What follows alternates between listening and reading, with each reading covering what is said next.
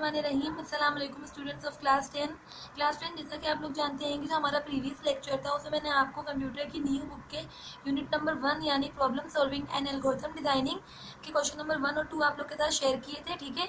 और आज मैं इसका क्वेश्चन नंबर 3 आप लोग के साथ शेयर करने वाली हूँ। तो चले हम बढ़ते हैं हम अपने आज के काम की तरफ। देखें हमारे चैप्टर नंबर 1, ठीक है, इसका क्वेश्चन नंबर 3 मैं आज आपके साथ शेयर करूँगी और इसका क्वेश्चन नंबर 1 और 2 मेरे चैनल पे मौजूद है और इसके लिए आपको मेरा चैनल लाइक और सब्सक्राइब करना पड़ेगा, ठीक है।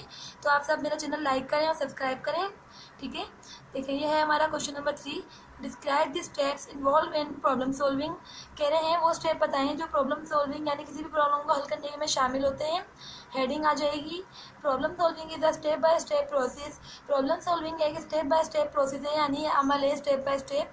There are 4 basic steps involved in finding a solution of a problem. और हमारे पास 4 बेसिक स्टेप्स हैं रही किसी भी प्रॉब्लम का सोल्यूशन फाइंड करने के लिए, ठीक है। चलिए देखते हैं वो स्टेप्स क्या हैं। Number 1 define identify the problem, generate alternative solutions. Number 3 पे देखिए evaluate and select an alternative. D देखें implement and follow up on the solution, ठीक है। अब फर्स्ट हेडिंग को पढ़ते हैं।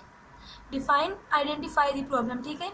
इन problem solving process problem solve करने के अमल में the first step is defining और आइडेंटिफाइंग दी प्रॉब्लम। जो हमारा पहला स्टेप होता है वो होता है डिफाइनिंग यानी प्रॉब्लम की वजाहत करना और आइडेंटिफाइंग यानी प्रॉब्लम की शनाख्त करना, ठीक है। It is the most difficult and the most important of all the steps. ये सबसे ज़्यादा मुश्किल स्टेप है और सबसे ज़्यादा इंपॉर्टेंट स्टेप भी है। क्यों है वो? इसलिए है क्योंकि अगर आप अपने प्रॉब्लम को आइडेंटिफाई ही नहीं करेंगे तो उसको सॉल्व कैसे करेंगे? नहीं कर सकते ना। It involve diagnosing the situation. इसमें क्या है so that the focus should be on the real problem and not on the symptoms. ये जो हमारा स्टेप है इसमें सिर्फ ये कहा जा रहा है कि जो हमारी प्रॉब्लम है हमें सिर्फ इस प्रॉब्लम को सॉल्व करने की तरफ यानी जो असली प्रॉब्लम की जड़ है रियल प्रॉब्लम इस पर अपना फोकस रखना चाहिए, ना कि उसके सिम्टम्स पर, ठीक है। ये हो गई हमारी फर्स्ट हेडिंग। अब सेकेंड हेडिंग देखते हैं अपनी जनरेट अल्टरनेटिव सॉल्यूशंस। अल्टरनेटिव का मतलब है मुतबादिल यानी मिलते जुलते एक जैसे, ठीक है। फॉर एनी प्रॉब्लम किसी भी प्रॉब्लम में there are more solutions to it then the one that is thought of the first postpone the selection of one solution until several problem solving alternatives have been processed। अच्छा ये क्या कह रहे हैं कि जो हमारा पहला जो सॉल्यूशन आता है उसको उस वक्त तक मुलतवी करें। पोस्टपोन का मतलब है मुलतवी। उसको उस वक्त तक आगे बढ़ाएं जब तक आप इस प्रॉब्लम को हल करने के लिए कोई दूसरे सॉल्यूशन ना सोचना है अपने दिमाग में, ठीक है।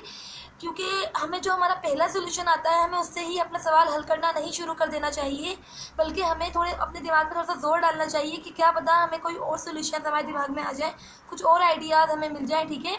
So it is best to develop a list of all feasible solutions that can be assessed and decide which one will be the best for the particular problem। ये कह रहे हैं कि इसलिए सबसे अच्छा तरीका ये होता है कि फिजिबल यानी मायने हैं फिजिबल के मायने हैं मुमकिना, कि तमाम मुमकिना हल जो आपके दिमाग में आ रहे हैं जो आप सोचते हैं उनको डिसाइड करके उनकी एक लिस्ट बना ली जाए और बाद में अंदाज़ा लगाया जाए कि कौन सा सोल्यूशन हमारे मसले को हल कर देगा, ठीक है। और नंबर 3 देखें evaluate and select an alternative. सही है। इवेल्युएट का मतलब है अंदाज़ा लगाएं, ऑल्टरनेटिव का मतलब है मुतबादिल, ठीक है, मिलते जुलते। Many alternative solutions to the problem should be generated before the final evolution. ये कह रहे हैं बहुत सारे सॉल्यूशंस आपके पास आ चुके होते हैं फाइनल सॉल्यूशन पे अमल करने से पहले। A common mistake in problem solving is that alternatives are evaluated as they are proposed so that the first acceptable is chosen even if it is not the best solution।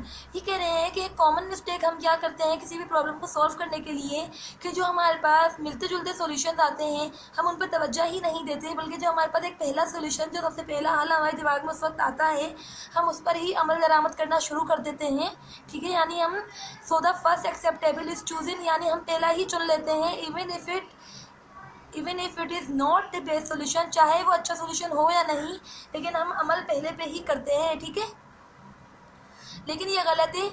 हम list क्यों बना रहे हैं सारे solutions की? ताकि हम अंदाज़ा लगाएं कि कौन सा सोल्यूशन हमारे प्रॉब्लम को सॉल्व कर देगा। इसलिए हमें ये करना चाहिए कि जो सोल्यूशन हमें लगे कि ये सॉल्व कर देगा सिर्फ बेस्ट सोल्यूशन ही पिक करना चाहिए, ठीक है।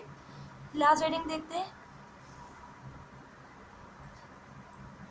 Implement and follow up the solution. Implement के मायने हैं अमल करना, ठीक है, यानी अमल करें और सिर्फ अपने सॉल्यूशन को आप फॉलो करें, ठीक है। हेडिंग का मतलब है the plan for the best solution also includes, कह रहे हैं किसी भी बेस्ट सोल्यूशन के लिए ये प्लान होना चाहिए कि अगर हमने अपनी प्रॉब्लम को सॉल्व करने के लिए जो हमारा बेस्ट सोल्यूशन है, जो हमें लगता है कि वो बेस्ट सोल्यूशन है हमारे लिए, यानी हमारी प्रॉब्लम को यानी हमारी प्रॉब्लम उससे सॉल्व हो जाएगी अगर हम वो अपने मसाइल पे अप्लाई करते हैं, तो क्या होगा, on what happens if next if something goes wrong with the solution, अगर हमने जो सॉल्यूशन अप्लाई किया उससे कुछ गलत हो गया, ठीक है। इफ़ इट डजेंट वर्क, अगर इस सॉल्यूशन ने काम ही नहीं किया, out the way it was required, जैसा हम चाहते थे, when the best solution is implemented, ठीक है। ये कह रहे हैं जब हम अपना इम्प्लीमेंटेड यानी बेस्ट सॉल्यूशन पे अमल करते हैं, it is important to track and measure, तो ये बहुत ज़्यादा इम्पोर्टेंट होता है, यानी ज़रूरी होता है कि हम ये मेजर कर लें कि इसके रिज़ल्ट क्या आएंगे, जो इसके रिज़ल्ट आएंगे वो करेक्ट होंगे या नहीं। Result to be able to answer question such as, कह रहे हैं जो हमने अपनी मसाइल को हल करने के लिए जो सोल्यूशन अप्लाई किया है, क्या वो हमारे सवालों का जवाब दे पाएगा, ठीक है। वो solution was this a good solution, क्या ये एक अच्छा सोल्यूशन था। Did we learn something here in the implementation that we could apply to the other potential problem, और ये कह रहे हैं क्या जो सोल्यूशन हमने अपनी प्रॉब्लम पे अप्लाई किया है वो सोल्यूशन हम किसी और प्रॉब्लम में भी अप्लाई कर सकते हैं या नहीं। तो इसलिए क्लास हमें कोई ऐसा सोल्यूशन अप्लाई करना चाहिए अपनी प्रॉब्लम को सॉल्व करने के लिए जो इस प्रॉब्लम के साथ साथ हमारी कोई और प्रॉब्लम भी सॉल्व करने की सलाहियत काबिलियत अपने अंदर रखता हो, ठीक है। तो ये हो गए हमारे सारे स्टेप्स, और लास्ट में ये लाइन लिखिएगा ज़रूर, with the help of the above ways we can solve any problem, ये कंक्लूजन है, ठीक है। यानी कि इन सारे स्टेप्स को फॉलो करके हम कोई भी प्रॉब्लम सॉल्व कर सकते हैं, ठीक है क्लास। तो आज के लिए इतना ही, अपना ख्याल रखिएगा, अल्लाह हाफ़िज़।